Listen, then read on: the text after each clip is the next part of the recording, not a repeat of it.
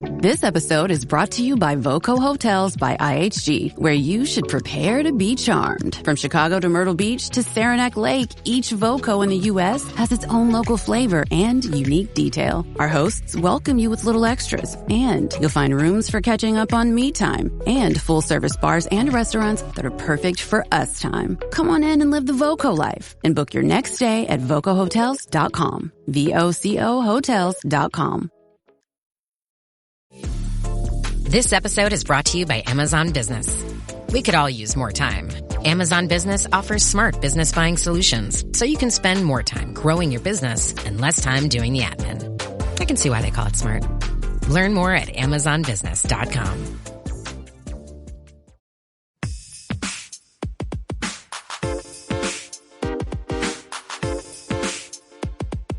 Welcome to From Dorms to Desks, job hunting tips for those early in their careers. A podcast brought to you by College Recruiter job search site, which believes that every student and recent grad deserves a great career, and hosted by Work Defined. Join our AI co-hosts as they dive into tips, tricks, and insights that will help you land your next part-time, seasonal, internship, or entry-level job. Let's get your career started. Welcome back, everybody, for another deep dive. This time we're going to take a look at where most people work and what that tells us about the job market. I think we'll uncover a few surprises along the way. I think you're right about that. Yeah. I mean, we always hear about the importance of small businesses, right? Right. But do you ever wonder where most people actually end up working? Yeah. You know, it's funny. We have these ideas in our head that don't always match up with reality. Like that one. Okay, so let's start there then. What about the idea that small businesses are the biggest employers? Is that one of those myths? Well, it's a nice thought. Kind of a heartwarming image, you know, mom and pop shops driving the economy and all that. Right, the backbone of America. Exactly. But it's not quite the whole picture when you look at the data. So what does the data actually say about who employs the most people? Well, the truth is, small businesses do hire a lot of people. In fact, they hire even more than larger businesses if you just look at the raw numbers. But there's a catch. Okay, I'm intrigued. What's the catch? They also let go of people a lot more frequently. So it's like a revolving door kind of thing. High hiring, but also high turnover. Exactly. Turnover is really a key factor here. A small business might hire 10 people in a year, but then let go of 8. So their net gain is only 2 employees. Right. And in that same year, a big company might hire 5 and only let go of 1. It doesn't seem like much, but over time, it makes a huge difference. That's a really interesting point. So even though small businesses create a lot of jobs, it's actually the larger companies that hold on to more employees over the long term. Precisely. And when you look at the total number of people employed, the numbers show that large companies employ the most people overall and by quite a bit. Okay, this is definitely making me think about things a bit differently. So what does this all mean for someone listening who's just starting out their career? Yeah, that's a good question. You know, if you're fresh out of college or just starting out, you might think that smaller companies would be the way to go. Like they'd have more opportunities for you. But actually, if you look at the statistics, larger companies hire a much bigger percentage of new grads and people who are new to the workforce. Really? That's kind of counterintuitive. I would have thought that smaller companies would be more eager to bring in new talent. It really comes down to resources and structure. You see, large companies tend to have dedicated HR departments. Okay. And these departments have pretty sophisticated recruitment strategies, especially when it comes to attracting talent straight from universities. So they have whole systems set up. Yeah, they have the resources to invest in things like internship programs and graduate recruitment schemes. And some even have special visa programs to attract talent from other countries. So they really have the systems and the resources to go after that pool of talent in a way that smaller companies just can't. Exactly. Plus, you can't forget about the power of a big name. Think about it. Companies like Google, Amazon, Microsoft. Those are the big ones. They are. And they've practically become synonymous with innovation and exciting career growth. There's a certain prestige that comes with those names, especially in the tech world, and that attracts a lot of young professionals. Yeah, they definitely have a certain draw. And when you look at those lists of the top employers for new grads, those big tech companies are always at the top every time. They are, and for good reason. Take Google, for example. Okay. They're consistently ranked as the top employer for grads coming out of all those prestigious schools, like all 8 Ivy League schools. Wow. It's impressive, and it makes sense, really. They're known for doing really cutting-edge work, offering really competitive salaries, and having amazing benefits packages. That combination is really hard to resist, especially for top talent. It sounds pretty unbeatable, to be honest. So we've got large companies holding on to more employees because of lower turnover, and they're also bringing in the most new grads. Do you think there's a connection there? Oh, there's definitely a link. See, one of the big reasons large companies are able to keep those turnover rates so low is because they offer better benefits and better job security. That makes sense. They have the resources to invest in their employees' well-being, provide good health care, and create a more stable working environment overall. Yeah, and those things, benefits and job security, are so important for anyone, but especially for people who are just starting their careers and trying to build a foundation. Exactly. And that's where the size of the company really comes in.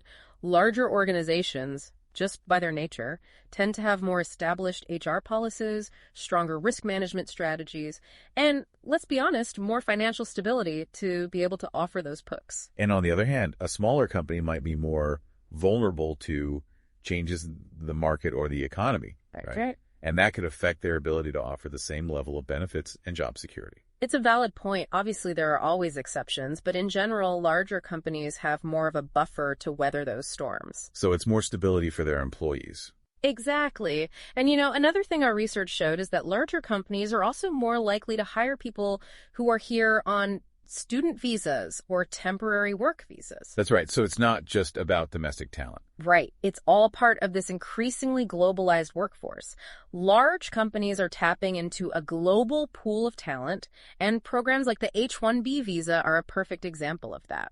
Okay, can you explain a bit more about that H-1B visa program? Sure. The H-1B program allows U.S. companies to hire foreign workers for specialized jobs, especially in fields where there might not be enough qualified American workers. And we see big companies like Amazon and Cognizant using it quite a bit. So they're looking for the best talent no matter where they're from. Precisely. And it's driven by a few different things. The competition for top talent is really intense these days. Technology has made it much easier to work with people across borders. Yeah, the world's getting smaller. Right. And a lot of companies have operations in multiple countries, so it's all part of this bigger trend of globalization in the workforce. It sounds like the job market is a lot more complex than we realize. It's not just about finding any job. It's about understanding these bigger trends and how they're shaping the whole landscape. Absolutely. And there's so much more to uncover. We've really just scratched the surface here. Yeah. It really is. And just to kind of add another layer to all of this, let's talk a little bit more about those temporary work visas. Okay. The H-1B program in particular gets a lot of attention. Right. It basically lets U.S. companies hire foreign workers for these really specialized jobs, and you see companies like Amazon and Cognizant using it a lot. That's interesting. I'm curious, what kind of salaries are we talking about for these H-1B visa holders? Yeah, well, it has to be pretty competitive to attract people to move from overseas. Right. The data shows that the average salaries offered to H-1B visa holders at these companies are often well over $100,000. Wow. Sometimes even reaching $150,000 or more, depending on the role and the person's experience. Okay, yeah, that's a serious salary. It really shows you how much demand there is for these specialized skills. It does. And how far these companies are willing to go to get the best people, no matter where they're from. Absolutely. It really highlights how global the workforce has become. Companies aren't limited by geography anymore when they need to find the right person for the job. So if I'm someone listening to this, and I'm thinking about my own career, what's the takeaway for me? What should I be paying attention to? That's a really great question. I think the biggest takeaway is that understanding these trends can give you a real advantage in the job market. Whether you want to go for a stable job at a big company or a more dynamic role at a startup, knowing what's going on in the job market is so important. So knowledge is power. Exactly. And it's not just about knowing the facts. It's about connecting the dots and understanding the bigger picture. For example, if you know that big companies are more likely to hire people on visas, that might encourage you to develop those in-demand skills that would make you a more competitive candidate in that global pool of talent. Yeah, that's a smart strategy. Yeah. So it's about being proactive and understanding that these global trends can create opportunities for you, even if you're not planning to work overseas. Precisely. And remember, The job market never stops evolving. What's true today might be totally different 5 years from now. So you have to stay informed and adapt to change. That's good advice. You mentioned startups earlier. How do they fit into this picture? We've been talking a lot about big companies, but what about people who are more interested in working in a more entrepreneurial environment?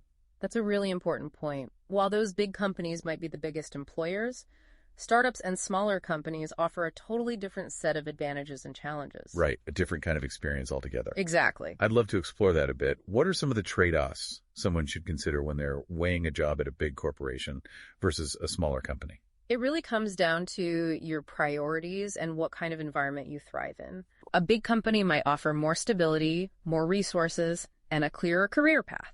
But it could also mean dealing with more bureaucracy and a slower pace of change. Right. It's like you become one small part of a huge machine. Exactly. Which can feel secure, but also maybe a little impersonal. Right. Whereas a smaller company might offer a more dynamic environment. You might get to wear multiple hats, have a more direct impact on the business, and see your ideas come to life more quickly. But that often comes with less job security, right? True. And maybe fewer established benefits and just more risk overall. Yeah, that's part of the trade-off. You're trading some stability for the potential of faster growth and more autonomy. So it's really about understanding yourself and what you're looking for in a workplace. Right. Do you want stability and structure, or are you the kind of person who thrives in a faster-paced environment where you can really make a difference? Exactly. And it doesn't have to be one or the other. You might start your career at a big company to get experience and then later on move to a smaller company. Mm-hmm. Or the other way around. There's no one right way to do it. Yeah, that's a good point. Careers aren't linear. You can always change direction, try different things, even completely reinvent yourself. Absolutely. And I think that's one of the most exciting things about the job market today. There are so many possibilities out there. So many different ways to use your skills and make a contribution. Exactly. And even within those big companies, your experience can be totally different depending on the specific department, the team, or even the manager you work with. That's a really important point. It's not enough to just look at the company name.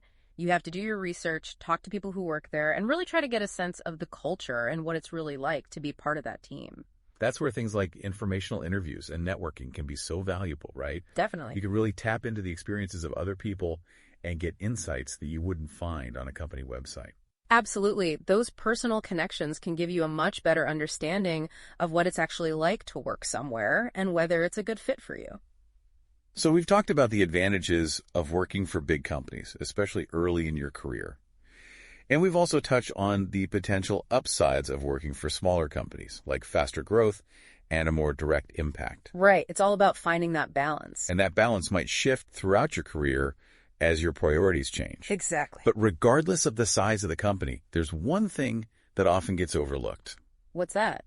Company culture. Oh, absolutely. Two companies can look the same on paper, but feel completely different once you're on the inside.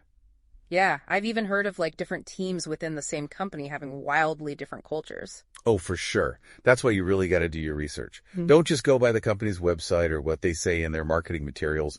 Talk to people who actually work there. Read employee reviews online. So get the inside scoop. Yeah, try to get a real feel for what it's actually like to work there day to day. What are some things people should watch out for when they're trying to figure out the company culture? That's a good question. One good sign is transparency. Okay. Does the company openly share information about its values and its goals? Are they clear about how decisions are made? Do they encourage open communication and feedback? If the answer is yes to those things, that's usually a good indicator. That makes sense. And what about red flags? What are some signs that the company culture might not be so great?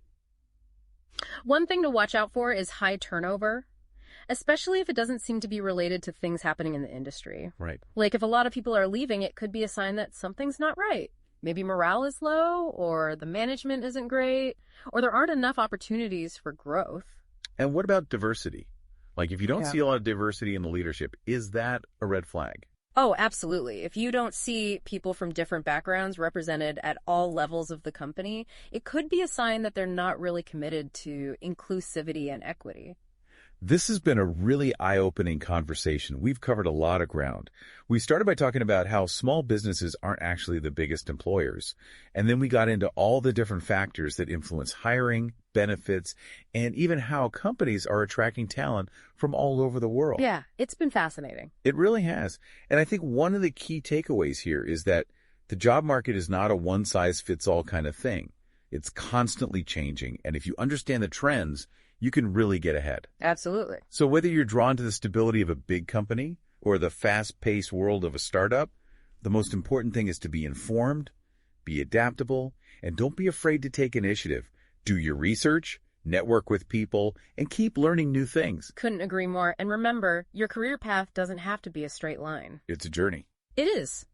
It's okay to change course, try different things, and figure out what works best for you. Before we wrap up, I want to leave our listeners with one last thought. We talked a lot about the appeal of those big-name companies and the advantages they offer, but what about the smaller companies? What are some of the benefits of working for a company that's not a giant corporation? That's a great point to end on. Sometimes the best opportunities are the ones you least expect. Smaller companies can offer a lot of things that big companies can't. Like what? Like more autonomy, more flexibility, and a chance to really have a direct impact on the business. You're not just a cog in a machine. Exactly. So while the numbers might point to big companies as being the biggest employers, the best career path for you is the one that really aligns with your own goals and what you want to achieve. And those goals might involve things like rapid growth, the chance to wear a lot of different hats, or the opportunity to really shape the direction of a company, and those things are often more common in smaller, more nimble companies. That's a great point. So don't count out those smaller companies when you're considering your options. They might be the perfect place for you to reach your full potential. I completely agree. Well, thanks for joining us on this deep dive into the job market. We hope you learned something new and that you feel more confident about navigating your own career journey. Until next time, keep exploring, keep learning, and keep pushing yourself to see what's possible. This has been From Dorms to Desks, job hunting tips for those early in their careers, a podcast brought to you by college recruiter job search site, which believes that every student and recent grad deserves a great career. Each episode, we dive into tips, tricks, and insights that will help you land your next part-time, seasonal, internship, or entry-level job. Subscribe to this podcast for free now, so you don't miss an episode, and visit www.collegerecruiter.com to find your next great job. You know the words dominating today's headlines. Private equity, generative capital gains tax, America's chip fueled by market volatility. Bets on Fed rate cuts are But do you understand how they impact your world and your wallet? In a world that skims the what, understand the why. Because context changes everything. Subscribe at Bloomberg.com. Every minute your finance team spends wrestling with data is a minute lost. Insight Software's AI-powered insights instantly move you from complexity to clarity. Automated analysis, real-time reporting, strategic recommendations, all at your fingertips. Transform how your finance team works and watch your business grow. Stop wasting time. Start making smarter decisions. Learn more at insightsoftware.com/AI.